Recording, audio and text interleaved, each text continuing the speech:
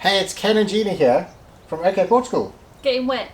We're getting wet. It's New Year's, so we want to wish you a very happy New Year's. Happy New Year! And we are going to stand in the rain today, and we're going to present this episode because today we have a special episode for you.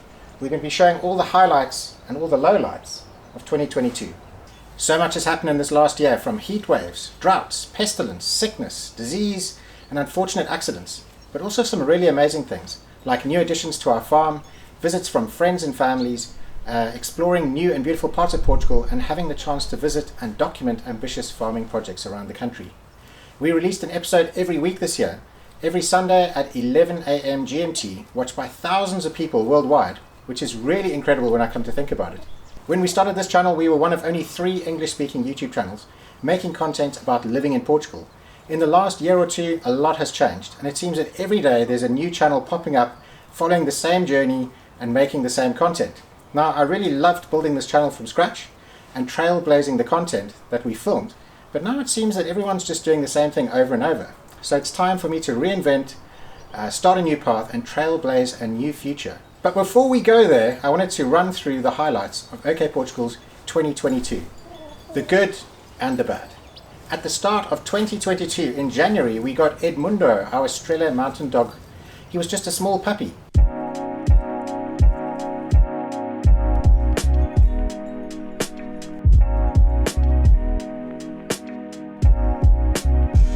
And he's grown into a massive dog over the last year.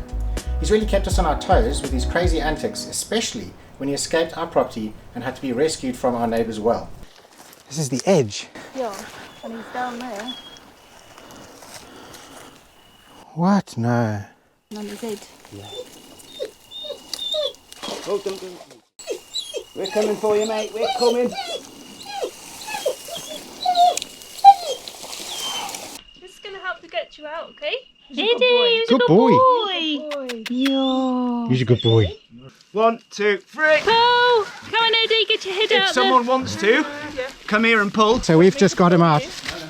Don't go back down there. Eddie, wait. I have the means to get myself. You silly dog, look at your face. One of our other dogs, Mimosa, was poisoned by processionary caterpillars. These caterpillars are covered in poisonous hairs that can cause serious damage to humans and animals. And we had to rush Mimo to the vets for emergency treatment. So, see?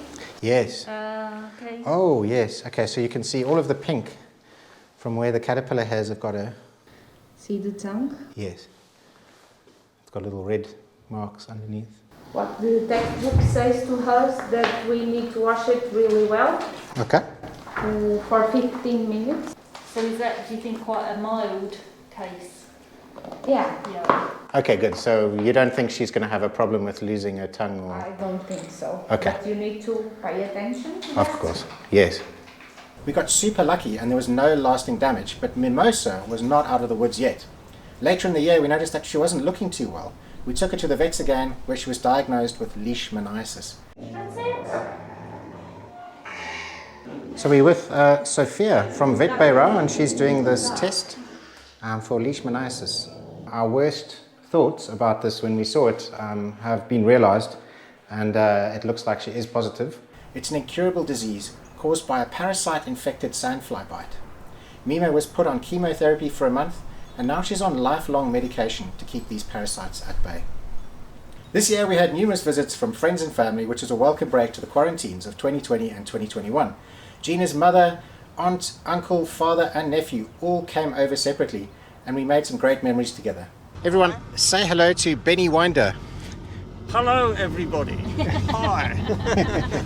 Well, everyone, cheers. My sister also visited from the United States, and we got up to a bunch of really cool adventures together. Hey guys and girls, it's Ken and Olivia here from OK Portugal. Welcome to Portugal Farm Life.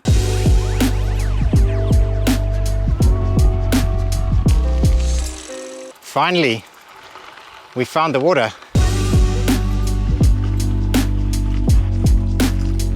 Oh, there we go.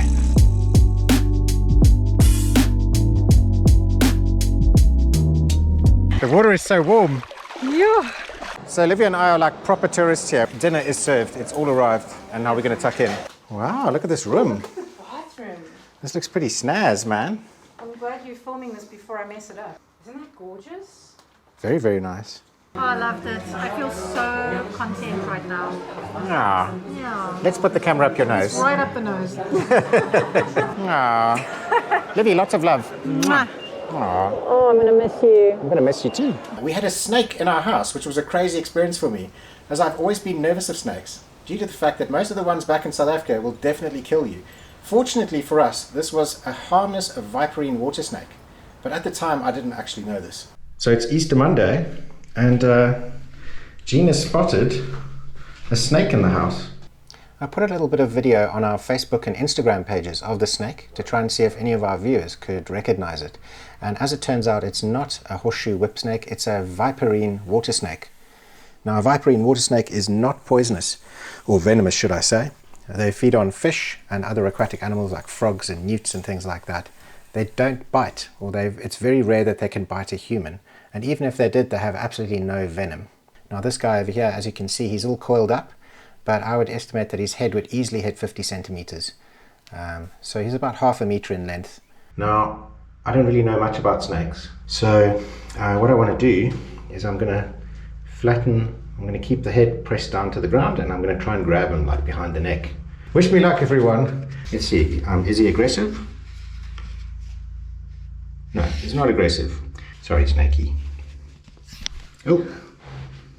Okay, so he's not very happy. Okay, so yeah, so I'm pissing him off. So what I want to do is I want to flatten, look, as I said, I don't really know what I'm doing here. I'm going to try and flatten the head down.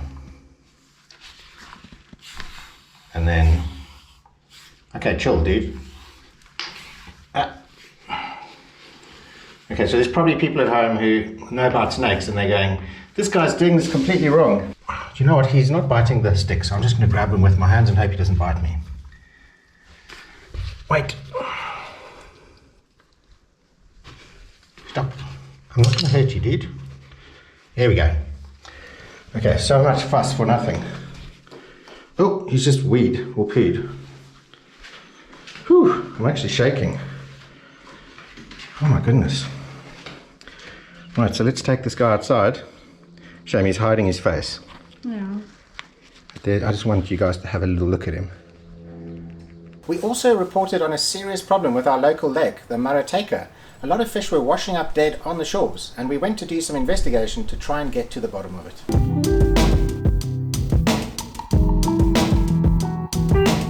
So immediately as I pull up, I can see there's quite a bit of algae in the water. If I look in this direction, I can actually start to see some of the dead fish. And what I'm seeing here looks like there's some kind of oxygen shortage.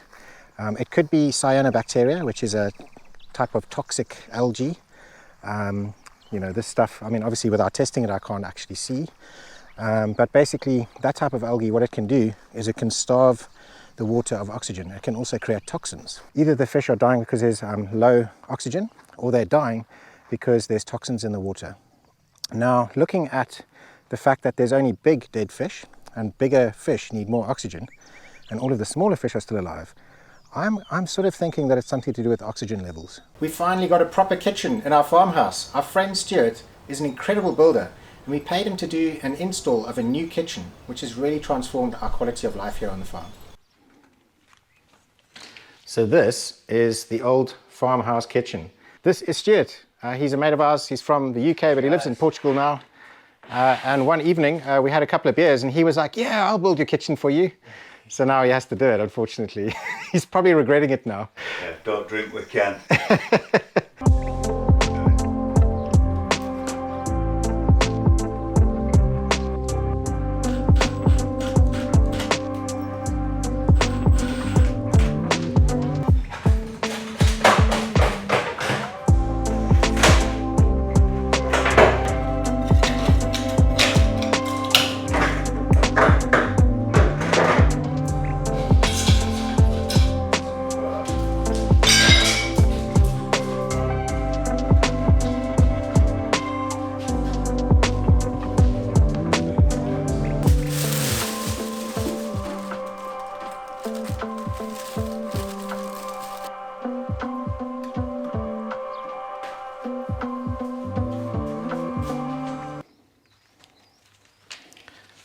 So it's a really big difference. Both Gina and I are really stoked with how this kitchen's turned out. It is a huge difference and an absolute life changer in comparison to what we had before. This was a year of heat waves and drought, and the farm suffered a lot. We broke records and hit a high of 43 degrees Celsius on the farm. The previous highest temperature ever recorded was 40.6 degrees Celsius. So a massive, massive change. Over the last couple of weeks, you've seen how this big field over here has been basically prepared, where he's used something called like a disc harrow, and he's basically gone through the field here. He's churned up and cut up all of the weeds and grasses and things like that. And then he came and he planted some corn with a special seed planting machine. And now we're starting to get the corn emerging from the ground. Look at this. Now this is during a heat wave with no water, and we've got all of this little green corn shoots just popping up, and they're starting to appear. And soon they're going to cover this entire field. So Gina said earlier that it's 41 today. It's actually going up to 42, according to the Met Office app. So yeah, absolutely boiling. Anyway, let's get these dogs in the water, and we've got a little bit more work to do. And then after that, let's get in the pool. Good boy. Get in that nice cold water. There we go.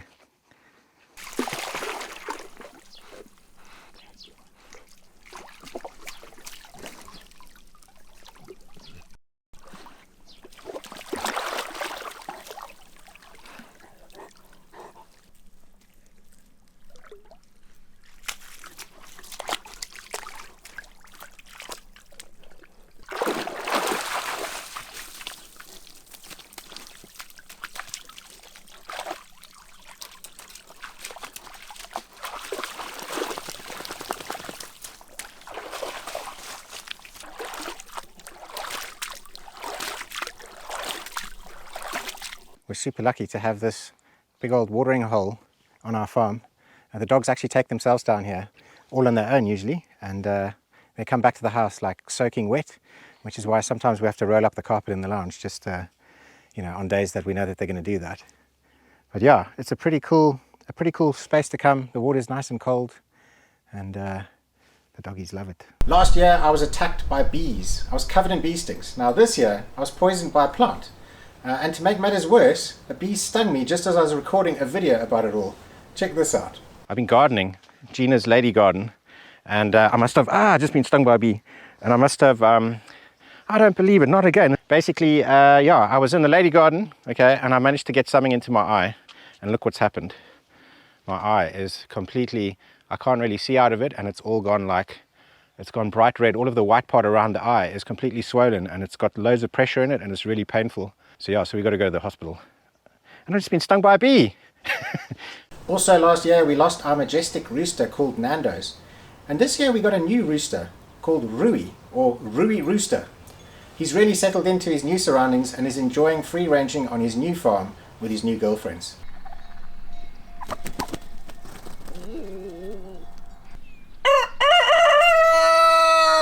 This year I was attacked by rats. Yes, you heard that correctly. Rats. Okay, we were cleaning out some of our barn buildings as they were infested by rats, and I got some really funny footage of rats jumping all over me. Right, are you ready? Not really, no. I'm pretty much going to be stuck up here, so if one of these things do come at me, I'm stuck. Just make sure you scream like a man and not like a girl. I'm pretty good.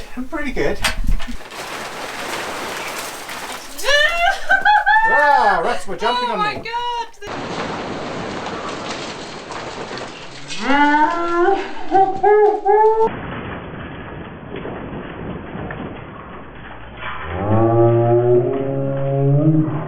It's been a challenging year for our farm. The heat and drought really pushed it to its limits. It was a real test for our wells and dam to see if they would dry out completely, but fortunately for us, we still had a lot of water remaining, even at the very bitter end of summer. This year on our farm provided a record harvest of hay bales for our neighbour Joaquin to use for his sheep, and in return he helped us yet again with our olive and grape harvests.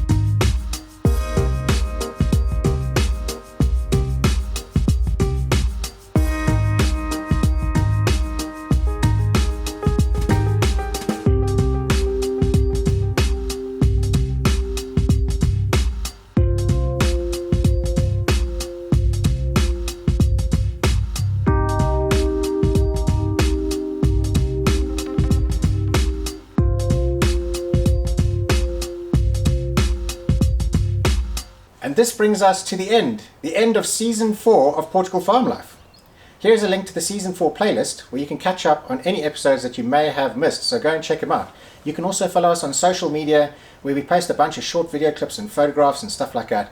And if you'd like to support our channel and to help us create these videos, then have a look at our Patreon page. We'll get access to early releases of our videos, Patreon exclusive vlog episodes, and lots more. And just in time, just as the rain was about to start, it brings us to the very end of our episode. And Gina, thank you for helping me with all the filming and stuff today. It's okay, in the rain. Yeah. And have a happy new year, a prosperous 2023. It's going to be an amazing year for us. We've got some exciting plans in store Watch for our this channel. space. Definitely, watch this. The space here, the space between.